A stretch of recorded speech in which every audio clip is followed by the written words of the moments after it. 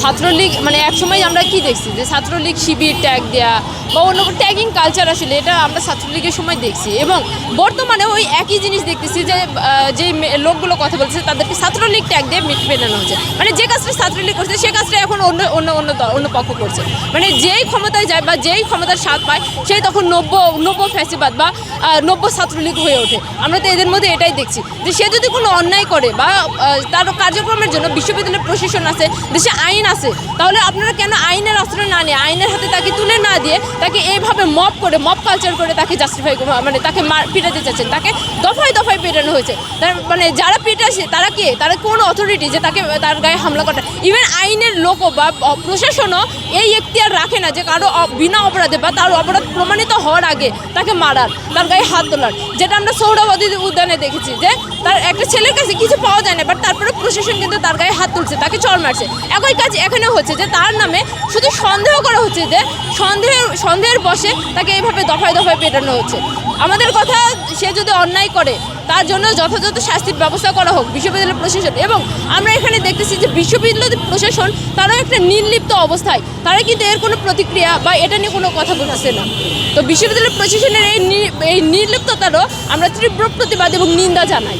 যে যেভাবে করে তাকে মারা হয়েছে, তাকে 5 দফা পেটানো হয়েছে, তো একটা স্বাভাবিক একটা মানুষের মানবিক ব্যাপার থেকেও যদি আপনি দেখেন যে একজন ধরেন চুরি করছে, সেই চোরকে মারা কি জায়েজ হয়ে যায়? সেই চোরকে মারা কি, আপনি চোরের অভিযোগ এনে তাকে কি এইভাবে করে আপনি মারতে পারেন? তারা যেই অভিযোগগুলো আনছে সেগুলো কিন্তু এখনও অভিযোগ, সেগুলো কোনো প্রমাণিত সত্য না। তো যদি সেটা প্রমাণিত সত্যও হয়, তাইলেও কি তাকে এভাবে মারা যায় কিনা, এই প্রশ্নটা কিন্তু আমরা করছি। দেখেন, যেই রাজনীতি আমরা বিগত 15 বছর 16 বছর দেখেছি, যে এখানে একটা ট্যাগ দিয়ে বিভিন্ন ভিন্ন মতের উপর ছাত্রলীগ যেভাবে করে হামলা করতো, বা তারা প্রণয় গ্যাং তো বলছে ওই ছেলেকে, ওই প্রণয় গ্যাং যেভাবে হামলা করতো, তারা কি একই কাজ করলো না? বা একই রাজনীতির পুনরাবৃত্তি কি তারা করলো না? তো স্পষ্টভাবে বলবো, এটা হচ্ছে এক ছাত্রলীগের পতনের মধ্য দিয়ে লক্ষ লক্ষ ছাত্রলীগের সন্ত্রাসী কার্যক্রম গজিয়ে ওঠা, একদমই স্পষ্টভাবে। যে আমরা বারবার কিন্তু এই কথাটা বলছিলাম যে যখন এই ছাত্রশক্তির নেতারা যখন 5 আগস্টের পর ছাত্র রাজনীতির গণতান্ত্রিক যে প্র্যাকটিসের জায়গাগুলো, মানে সন্ত্রাস বিরোধী যে রাজনীতি ছিল, আন্দোলনের রাজনীতি যেগুলো ছিল, সেগুলো যখন তারা মানে করতে বাধা দিচ্ছিলেন, ছাত্র রাজনীতি বিরোধী একটা মনোভাব তৈরি করছিলেন, কিন্তু ঠিকই নিজেরা সংগঠন তৈরি করে ছাত্র রাজনীতিই করছিলেন, তখনই আমরা বলছি যে এরা হচ্ছে আরেকটা ছাত্রলীগ হয়ে উঠবে। এবং আজকে এই 2 বছরের মাথায় রাহিদ খান পাভেলের ওপরে যে আক্রমণটা হলো, সেটা অত্যন্ত অন্যায্য আক্রমণ, অন্যায় আক্রমণ। এবং আমি মনে করি যে আজকে রাহিদ খান পাভেল না, শুধু আজকে তার জায়গায় যদি আমি থাকি বা অন্য কোনো শিক্ষার্থী থাকে যে একটু ভিন্নভাবে ভাবে, যে কোনো কিছুকে ভিন্নভাবে মতামত দেয়, তাদের জন্য এই ক্যাম্পাসে একটা অনিরাপদ পরিবেশ সৃষ্টি হয়ে গেছে।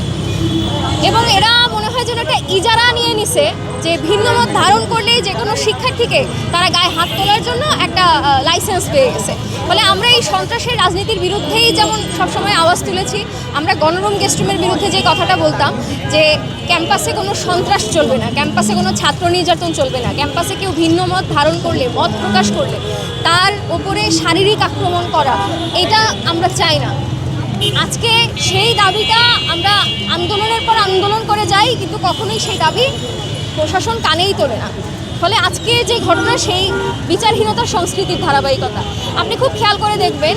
ওরা সবসময় আক্রমণটা যে করছে, তোফাজ্জলের আক্রমণটাও কিন্তু ঠিক একই কায়দায় ছিল, যে খাইয়ে দিয়ে আক্রমণ করা, মানে শহীদুল মানে হলে নিয়ে যাওয়া, তাকে খাওয়ানো এবং খাওয়ানোর পরে তাকে আক্রমণ করা। অর্থাৎ ঢাকা বিশ্ববিদ্যালয়ের শিক্ষার্থী, যে শিক্ষার্থীদের কাছে এই দেশ মানে জাতি আশা করে যে এরা সবথেকে বেশি মানবিক মানুষ হবে, সবথেকে বেশি যুক্তিশীল মানুষ হবে, সবথেকে বেশি দায়িত্বশীল মানুষ হবে, অথচ সেই ঢাকা বিশ্ববিদ্যালয়ের শিক্ষার্থীদের একটা সন্ত্রাসী অংশ, একটা সন্ত্রাসী রাজনীতির সাথে জড়িত অংশ, তারা আজকে এমন কাজ করছে যে আজকে আমরা আমাদের সেই সমাজের কাছে দায়বদ্ধতার জায়গায় মাথা হেঁট হয়ে যায়। আমরা সেই জায়গা থেকে বলি যে যেই সকল শিক্ষার্থীরা ঢাকা বিশ্ববিদ্যালয়ে এই রকম সন্ত্রাসকে প্রশ্রয় দিতে চান না, যারা চান না যে আপনাদের ক্লাসরুমে কোনো সন্ত্রাসী আপনার পাশে বসে ক্লাস করুক, আপনারা যারা চান যে সম্মান নিয়ে যেন মানুষ এখান থেকে পড়াশোনাটা করতে পারে এবং একই সাথে বিশ্ববিদ্যালয়ের গণতান্ত্রিক পরিবেশ এবং সন্ত্রাসমুক্ত নিরাপদ ক্যাম্পাস তৈরির যেই আন্দোলন, যেই দাবিগুলো আছে সেটাকে যদি শক্তিশালী করতে চান, তাহলে অবশ্যই আপনারা এদের বিরুদ্ধে কথা বলেন, এদের শাস্তির দাবিতে আন্দোলন গড়ে তোলেন।